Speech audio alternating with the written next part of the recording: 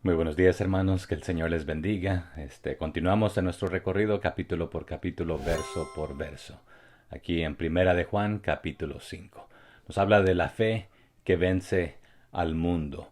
¿Y qué clase de fe es esta? Bueno, veremos aquí enseguida. Todo aquel que cree, esta será una palabra clave aquí, creer, tener fe, que Jesús es el Cristo, es nacido de Dios. Y todo aquel que ama al que engendró, ama también al que ha sido engendrado por él. O sea que no es fe en cualquier cosa o no es fe interna que solamente tú produces, sino que tiene que ser fe en el Hijo de Dios. Y no solamente basta creer, como dijimos anteriormente. Sí, esa es parte de, porque también vimos que los demonios tiemblan y creen, ¿verdad? Pero aquí tiene que creer algo específico. Todo el que cree que Jesús es el Cristo, o también se puede traducir que Jesús es el Mesías, se ha hecho hijo de Dios. Y todo el que ama al Padre ama también a sus hijos. Entonces, anteriormente vimos que todo aquel que rechaza que Jesús es el Mesías no es de un espíritu de Dios, ¿verdad? Aquí la palabra cree proviene de la palabra pisteu, de pistis, de fe, derivado de peitho, que significa persuadir, ser persuadido, o sea, creer, afirmar, tener una confianza, una certeza que solamente Dios nos puede dar, que está fundada en la palabra de Dios, no en una locura, un invento que alguien nos predica o que suena bonito. Y a veces las predicaciones, si no están fundadas en la palabra del Señor, no son bíblicas. Verso 2. En esto conocemos que amamos a los hijos de Dios, cuando amamos a Dios y guardamos sus mandamientos. O sea que sabemos que amamos a los hijos de Dios si amamos a Dios y obedecemos sus mandamientos. Dios nos dice, ama a Dios con todo, ama a tu prójimo como a ti mismo. Entonces, la evidencia del amor es una de las maneras. Esa fe nos impulsa a accionar, a amar, a hacer. Entonces, no lo merecíamos, ahora también démoslo, lo merezcan o no los demás, pero especialmente si son sus hijos de Dios, son hermanos en la fe. Pero aquellos que no conocen de Dios necesitan escuchar el amor de Dios y deberíamos mostrar este amor para amarlos y hacer discípulos a todas las naciones. Verso 3. Pues este es el amor a Dios, que guardemos sus mandamientos y sus mandamientos no son gravosos. Y esta palabra guardemos, me gustaría enfocarme brevemente en ella. Pero amar a Dios significa guardar sus mandamientos. Entonces, si los guardas, amas a Dios. Y sus mandamientos no son gravosos. Y esta palabra gravosos no debe ser una carga que te fastidia, sino que deberías hacerlo con deleite, con gusto, con pasión, con ganas, con deseos, sin que nadie te lo pida. A veces hacemos las cosas, porque me lo pidió el pastor, o porque me lo sugirieron, o porque me lo demandaron. No, hazlo porque amas a Dios. Pero esta palabra guardemos viene de una raíz ahí de tereo, de teros, un guardia. Correctamente mantener o preservar. En sentido figurado, espiritualmente también guardar, vigilar, mantener intacto, entero, completo. Entonces, tereo, mantener intacto, enfatiza el resultado final de preservar hasta el final. O sea, presentando con éxito al final lo que se protegió, aquello que estuvo guardando, cuidando en este aspecto. Entonces, tereo o terio implica cuidado activo y enérgico para preservar. No simplemente significa vigilar y no hacer nada. Lleva parte de esto, pero no simplemente es vigilar, pero asegura que el estado final de aquello que uno está guardando está intacto, entero, completo.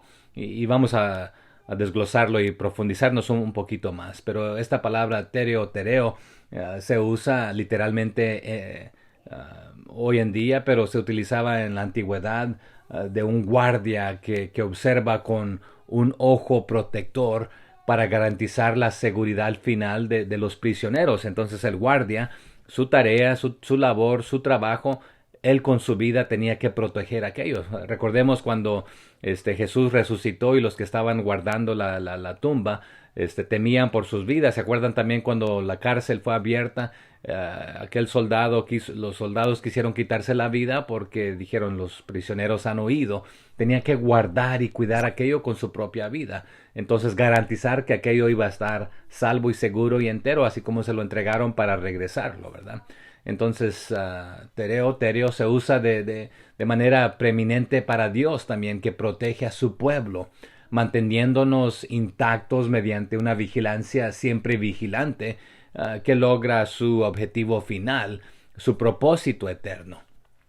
Esta palabra también, si la viéramos en el idioma griego, en la voz que se le nombra la voz pasiva, significa ser guardado. O sea que no es por nuestro esfuerzo que nos mantenemos a salvos y seguros, sino por la palabra de Dios que nos mantiene, nos guarda, nos preserva en este aspecto. Pero terio también se usa para el deber de todos los creyentes de llevar a cabo lo que el Señor les da a luz a través de la fe. Entonces, en consecuencia, esta palabra terio, y la fe, pistis, están muy estrechamente relacionadas. Y lo encontramos un sinnúmero de ejemplos en el Nuevo Testamento, y no los vamos a ver todos en este momento. Es más, no vamos a ver la mayoría de estos, porque simplemente estamos dando una lectura con unos breves comentarios. Pero si usted quiere ir a ver unos ejemplos, en Efesios capítulo 4, del verso 3 al 5, encuentra uno de estos ejemplos, Pablo escribiéndole a la iglesia de Éfeso. También a Timoteo, en 1 de Timoteo capítulo 6, versos 12 al 14, y más tarde en 2 de Timoteo capítulo 4, verso 7. Y vimos a Pedro, capítulo 1, versos 4 y 5, utilizando esto. Y lo vemos aquí en 1 de Juan, capítulo 5, versos 3 y el 4, que veremos aquí enseguida. Pero me gustaría simplemente usar uno de los ejemplos, 2 de Timoteo 4, 7. Por ejemplo, Pablo dice, he peleado la buena batalla, he acabado la carrera. ¿Y qué dice después? He guardado la fe. Entonces, he guardado intacta, tereo, la operación de fe, pistis. Entonces, guardado la fe, ¿verdad? Van de la mano, es el punto que quería hacer aquí, ¿verdad? Entonces, para usted y para mí como creyentes, y para los creyentes a quienes Juan les estaba escribiendo, la palabra terio incluye actuar con decisión como valientes soldados de Cristo para custodiar, para guardar todo lo que Él deposita en nosotros, en nuestro nacimiento espiritual, por su persuasión interna de fe, de pistis, por su poder. O sea que aún Él nos da su fe, y al escuchar su palabra, Él nos persuade. El Espíritu Santo es el que nos convence de todo pecado, de todo mal. Entonces, otro ejemplo que pudiéramos ver, y no nos vamos a detener mucho en este aspecto, pero es cuando Jesús le entrega la gran comisión a los discípulos, ¿verdad? Que ahora son las órdenes de marchar para la iglesia local. Entonces, la tarea de la iglesia es hacer cumplir la gran comisión. Allá en Mateo 28, del 19 al 20. Si lo leemos del griego, más o menos está diciendo, habiendo ido, pues, discipulad a todas las naciones, bautizándolos, estos a los aprendices, a los principiantes, en el nombre del Padre y del Hijo y del Espíritu Santo. Pero nótese qué se nos dice después, ¿verdad? Enseñándoles a qué cosa, a guardar. Y este guardar es continuamente manteniendo las enseñanzas intactas, guardando, terio, aquí otra vez, todas las cosas, todo lo que te mandé. O sea que todos los mandamientos, los estatutos, los decretos, las enseñanzas que les he dado, guárdenlas. Enseña a los demás a guardarlas. Enséñales con tu ejemplo, viviéndolo tú, para que ellos también puedan guardarlo. Enséñales con tu ejemplo. Entonces reflexionemos un poco en esto. Se enseña efectivamente a los aprendices cuando se vuelven también autoalimentadores. O sea, ellos, después de ser discipulados, también discipulan a otros. Porque un discípulo, un bebé, está comiendo y recibiendo nutrición, siendo nutrido. Pero cuando comienza a nutrir, eso es lo mejor. Cuando usted comienza a discipular, ese es el verdadero paso que nos está enseñando aquí a guardar. que ya lo aprendiste y ahora lo estás enseñando. También en Primera de Tesalonicenses 5:23 esta palabra terio se refiere a que Dios mantiene intacto al creyente obediente al otorgarle la paz, o sea, su don de plenitud. Esto une su cuerpo, su alma, su espíritu completo, otra vez, integral, entero, para una presentación irreprensible en la segunda venida de Cristo. Entonces, su palabra, Él, al mantenernos, al guardarnos, el ser guardado es como ser custodiados por Dios, y nos prepara profundamente para su glorificación, nuestra glorificación única al regreso de Cristo. Entonces nos mantiene a salvo, nos guarda, estamos a salvos con Él, en Él, en este aspecto. Y bueno, dije que no íbamos a ver muchos de estos pasajes, ¿verdad? Y ya mencionamos ahí, 2 Timoteo 4, del 7 al 8, ¿verdad? Que el apóstol Pablo dijo, he luchado, he peleado la buena lucha, la buena batalla, he acabado la carrera, pero nuevamente he guardado intacto, velantemente guardando, tereo, la operación de la fe, pistis. Entonces, no es simplemente alzar algo así como cuando llegamos de la iglesia y guardamos la Biblia y no la volvemos a levantar, ¿verdad? Sino que es activamente guardando, peleando, luchando, batallando, manteniéndonos firmes, guardando intacto, velantemente guardando la operación de fe. Entonces, los creyentes obedientes mostramos tereo, mantenernos intactos en nuestro caminar con Cristo al obedecer conscientemente los mandamientos que el Señor nos ha dado. Entonces uno de sus mandamientos, vayan y hagan discípulos a todas las naciones, o sea, que conviertan a las naciones en mis discípulos, enséñenles con su palabra, con sus acciones, a guardar esto, a todos estos mandamientos que provienen del Señor. Entonces, no lo hacemos por nuestra propia fuerza tampoco. Hacemos esto por su poder cuando captamos su mayordomía personal en nuestras vidas. Pero bueno, basta ahí en el verso 3, me he quedado ahí suficiente. Verso 4. Porque todo lo que es nacido de Dios vence al mundo. Y esta es la victoria que ha vencido al mundo, nuestra fe. Y recuerde que le acabo de decir que el guardar y la fe siempre van conectadas ahí de la mano. Entonces, y le di otras citas que puede estudiar, escudriñar más tarde. Entonces, porque todo hijo de Dios vence a este mundo malo. Y nosotros logramos esta victoria a través de nuestra fe. Pero otra vez no era propia. Sí, Él nos la ha dado, la guardamos, la mantenemos, pero Él nos guarda, Él nos mantiene. Entonces es a través de esta manera que podemos vencer en este aspecto. Aquí en el verso 5 viene una pregunta. ¿Quién es el que vence al mundo, sino el que cree que Jesús es el Hijo de Dios? Entonces, esta pregunta, ¿verdad? ¿Y quién puede ganar esta batalla contra el mundo? Bueno, solo aquellos que creen que Jesús es el Hijo de Dios. Pero no solamente otra vez es creer en el sentido que hablamos que los demonios creen y tiemblan, sino es hacerlo tu fe, actuar, vivirlo. Y aquí va a transicionar a hablar del testimonio del Espíritu. Y su Espíritu nos guía en todo aspecto. Verso 6. Este es Jesucristo, que vino mediante agua y sangre, no mediante agua solamente, sino mediante agua y sangre. Y el Espíritu es el que da testimonio, porque el Espíritu es la verdad. Me gustaría que en esta interacción usted también me escriba aquí en los comentarios cómo interpreta usted este verso. Realmente es un poco difícil de entender. Me gustaría que juntos aprendamos qué es lo que este versículo está diciendo. Pero en pocas palabras, si Jesucristo fue revelado como Hijo de Dios por su bautismo en agua y por el derramamiento de su sangre en la cruz. En el griego, este es el que vino por agua y sangre, es lo que dice, refiriéndose a Jesucristo. Claro, sabemos que es Dios Padre, Dios Hijo y Dios Espíritu Santo, Entonces este es el que vino por agua y sangre.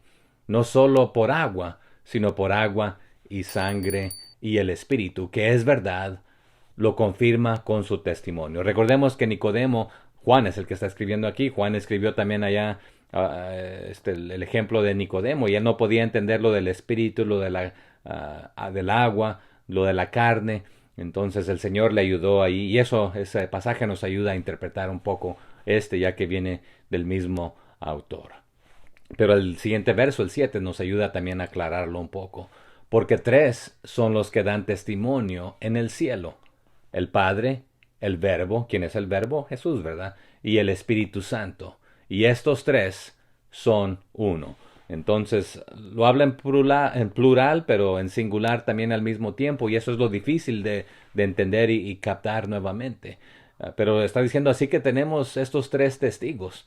También encontramos en algunos de los manuscritos, ya los más tardíos, dicen en el cielo. O sea, el Padre, el Verbo y el Espíritu Santo. Y estos tres son uno. Y también hay otros que dicen, y tenemos tres testigos en la tierra. Entonces, ¿quiénes son? El verso 8 nuevamente nos va a ayudar también a aclarar un poco esto. Y tres son los que dan testimonio en la tierra. Y note que van de la mano, por eso es la parte de los manuscritos que van combinados ahí. No había estos versos. Y tres son los que dan testimonio en la tierra: el Espíritu, el agua y la sangre. Y estos tres concuerdan. O sea que el Espíritu, el agua y la sangre, y los tres están de acuerdo. Entonces, lo vimos en Génesis: en el principio creó Dios los cielos y la tierra estaba desonida, pero cuando habla del Espíritu que estaba sobre la faz, ¿verdad? Y después cuando Jesús fue bautizado, este es mi Hijo amado, el Espíritu descendiendo como en forma de paloma sobre Jesús. Verso 9. Si recibimos el testimonio de los hombres, mayor es el testimonio de Dios, porque este es el testimonio con que Dios ha testificado acerca de su Hijo. Es lo que acabo de mencionar. Usted y yo le creemos a los humanos, a las personas, pero con más ganas deberíamos creerle a Dios, que cuando Jesús fue bautizado, el Espíritu descendió como en forma de paloma, y del cielo se escuchó esta voz, ¿verdad? O sea que ya que creemos en el testimonio humano, ciertamente podemos creer en el mayor testimonio que viene de Dios, y Dios ha testificado acerca de su Hijo: este es mi Hijo amado en quien tengo complacencia. Alguien anote por favor ahí en los comentarios la cita donde Dios Padre dice esto en cuanto a Dios Hijo. La pista es cuando Jesús estaba siendo bautizado por Juan el Bautista. Verso 10. El que cree en el Hijo de Dios tiene el testimonio en sí mismo. El que no cree a Dios le ha hecho mentiroso, porque no ha creído en el testimonio que Dios ha dado acerca de su Hijo. Entonces, todos creemos algo. Lo importante es qué es lo que crees. ¿Crees en Dios? ¿Crees en su Hijo? ¿Crees en lo que Él hizo en la cruz? ¿Has recibido esto? Espero que sí. Y si lo has recibido y crees, compártelo con los demás, porque ya nos dijo que el que lo cree, lo practica, lo enseña a los demás. Entonces todos los que creen en el Hijo de Dios saben en su corazón que este testimonio es verdadero. Aquellos que no creen esto, en realidad están llamando mentiroso a Dios, porque no creen lo que Dios ha testificado acerca de su Hijo. Entonces, si rechazas lo que Dios dice, entonces no crees en Él y no le crees a Él, no le has recibido. Pero los que hemos creído en esto, los que creemos la palabra de Dios que proviene de Dios, tenemos su Espíritu en nosotros. Jesucristo es nuestro Salvador, Él es nuestro Dios y Señor. Entonces, por lo consiguiente, hay que creerle a Dios, si no, pues es llamarle mentiroso a Él. Verso 11. Y este es el testimonio, que Dios nos ha dado vida eterna, y esta vida está en su Hijo Jesús. Bueno, no dice Jesús ahí, pero otra vez es la implicación. Y esto no es lo que Dios ha testificado. Perdón, esto es lo que Dios ha testificado. Él nos ha dado vida eterna y esta vida está en su Hijo. Entonces, Él es la vida, Él es el camino, Él es la verdad, Él es la salvación, Él es la puerta, Él es el cordero, Él es el agua, Él es el pan, Él es el camino, Él es todo en este aspecto. Verso 12. El que tiene al Hijo tiene la vida, porque Él es la vida, ¿verdad? El que no tiene al Hijo de Dios no tiene la vida.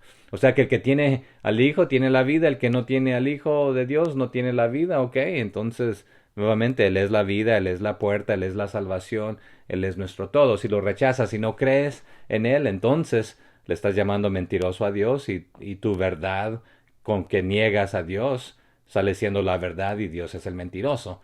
Pero todos sabemos que eso es una manera de decir que solamente hay un mentiroso y Dios no miente.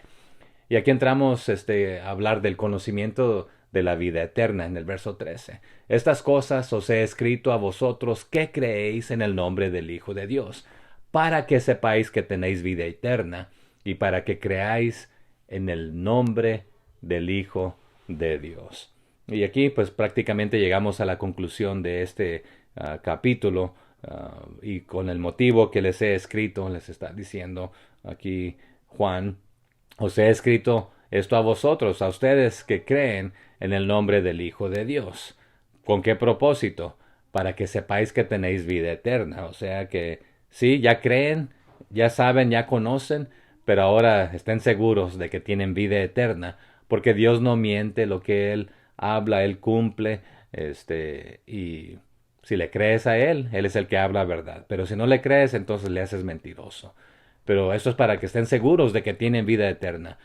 Cuando alguien te pregunte, ¿has aceptado a Cristo como tu único y suficiente Salvador y te has arrepentido de tus pecados? Y tu respuesta es sí, ¿a dónde vas a ir? Voy al cielo. No, solo Dios sabe, Dios ya dijo. Verso 14. Y esta es la confianza que tenemos en Él, que si pedimos alguna cosa conforme a su voluntad, Él nos oye. Entonces, confiamos en que Él nos oye cada vez que le pedimos algo que le agrada a Él, que está en acorde a su voluntad. Aquí no nos está dando rienda suelta a pedirle lo que nos dé nuestra regalada gana, sino que conforme a su voluntad, a lo que a Él le agrada, conforme a sus propósitos. Pero Él nos oye cuando pedimos en acorde a su voluntad. Verso 15. Y si sabemos que Él nos oye en cualquiera cosa que pedamos, sabemos que tenemos las peticiones que le hayamos hecho. Entonces, nuevamente, Él nos escucha. Y la primera oración que Él escucha de una persona inconversa es aquella de arrepentimiento, porque Él ha dicho, ¿verdad?, que si confiesas tu pecado, si crees, Él es fiel para perdonar y limpiar. El 15, entonces estamos, ¿verdad? Y como sabemos que nos escucha cuando le hacemos nuestras peticiones, también sabemos que nos dará lo que le pedimos. Pero otra vez hemos aprendido a alguien que me dé la cita allá por donde dice que no tenemos porque pedimos mal o pedimos para gastar en nuestros deleites. Entonces hay que saber pedir y es en acorde a su voluntad, no solamente demandando cosas que Él no ha prometido. Algunos se atreven a demandar estas cosas que Él no promete. Verso 16. Si alguno viere a su hermano cometer pecado que no sea de muerte, pedirá y Dios le dará vida. Esto es para los que cometen pecado que no sea de muerte. Hay pecado de muerte, por lo cual yo no digo que se pida. Entonces, hay pecados de omisión, hay pecados de comisión, hay diferentes niveles de pecado, pero hay un solo pecado que el Señor no perdona, es la blasfemia contra el Espíritu Santo, pero aquí está hablando de hermanos, que pueden atraerse muerte, si cometen ciertas cosas, y el Señor les dará su castigo. Entonces, si ves a un hermano en la fe, pecar de una manera que no conduce a la muerte, debes orar por él o ella, y Dios le dará vida a esa persona, o sea, le perdona. Pero hay un pecado que lleva a la muerte, y no digo que debas orar por los que lo cometen. Entonces, también este pasaje es un poco difícil de entender, porque entonces, ¿por quién debemos orar y por qué clase de pecados? ¿Y qué tal si no sabemos lo que Y sabemos que Pedro nos dijo que el Señor no quiere que ninguno perezca, sino que todos procedan al arrepentimiento. Entonces aquí la palabra hermano se está refiriendo a un creyente que puede perder la salvación. No. Entonces, ¿a qué se está refiriendo? Déjenmelo en sus comentarios. Verso 17. Toda injusticia es pecado, pero hay pecado no de muerte. O sea, toda mala acción es pecado, pero no todo pecado lleva a la muerte. También Santiago nos habló, ¿verdad? Que esto engendra aquello y aquello y aquello y aquello y últimamente la consecuencia es la muerte. Verso 18. Sabemos que todo aquel que ha nacido de Dios no practica el pecado, pues aquel que fue engendrado por Dios le guarda y el maligno no le toca. O sea que si usted y yo somos nacidos de Dios, entonces rutinariamente no vamos a continuar viviendo en pecado, vamos a rectificar las cosas. Su espíritu nos va a corregir, nos va a redarguir, nos va a exhortar, su palabra es útil para esto. A todo aquel que hemos sido engendrados por Dios, Él nos va a guardar, nos va a mantener del maligno, que no nos tenga ahí como nos tenía antes, bajo su esclavitud, con el pie en el cuello. O sea que sabemos que los hijos de Dios no practican el pecado, porque el Hijo de Dios los tiene seguros. Y el maligno no nos puede tocar. Y no quiere decir que no nos puede echar zancadillas, sino que en este aspecto no puede llevar prisionera nuestra alma, nuestra mente, nuestro cuerpo, porque le pertenecemos a Cristo. Y aquí en 1 de Juan 5:18, nuestra seguridad no descansa en nuestro débil agarre de Cristo, o nuestro sostén, o nuestro guardar, sino solo en su poderoso dominio sobre nosotros. Él es el que nos guarda y nos mantiene. Y sí, va conectado con el verso 3 y 4 que estuvimos viendo. Verso 19. Sabemos que somos de Dios y el mundo entero está bajo el maligno. Entonces, aquí está la diferencia, ¿verdad? Sabemos que somos hijos de Dios y que el mundo que nos rodea está bajo el control del maligno. Pero el Señor ya nos ha rescatado, nos ha sacado de ahí, nos ha liberado. Entonces no podemos regresar allá porque ya nos rescató de ahí y por lo consiguiente no practicamos todo esto malo. Pero las personas que están en el mundo, están bajo el control y el dominio todavía de Satanás, del maligno, del anticristo, de todo aquello que se opone a Cristo, ¿verdad? Aquellos que niegan. Pero nos dice el verso 20, pero sabemos que el Hijo de Dios ha venido y nos ha dado entendimiento para conocer al que es verdadero. Y estamos en el verdadero, en su Hijo Jesucristo. Este es el verdadero Dios y la vida eterna. Pero en este momento el Señor permite que Satanás sea el Dios de este siglo, de este mundo. Pero usted y yo estamos en la verdad porque Jesús es verdad. Entonces el 20, si lo dijéramos en otras palabras sencillas, sabemos que el Hijo de Dios ha venido y nos ha dado entendimiento para que podamos conocer al Dios verdadero. En el griego simplemente dice el que es verdadero. Y otra vez Jesús es la verdad, Él es la vida, Él es el camino. Y ahora vivimos en comunión con el Dios verdadero porque vivimos en comunión con su Hijo, Jesucristo. Entonces, Él es el único Dios verdadero. Por eso en el griego, el verdadero, porque Él es el único verdadero. Y Él es la vida eterna. Y aquí concluye con el verso 21, simplemente, bueno, no tan simple, ¿verdad? Hijitos, guardaos de los ídolos. Amén.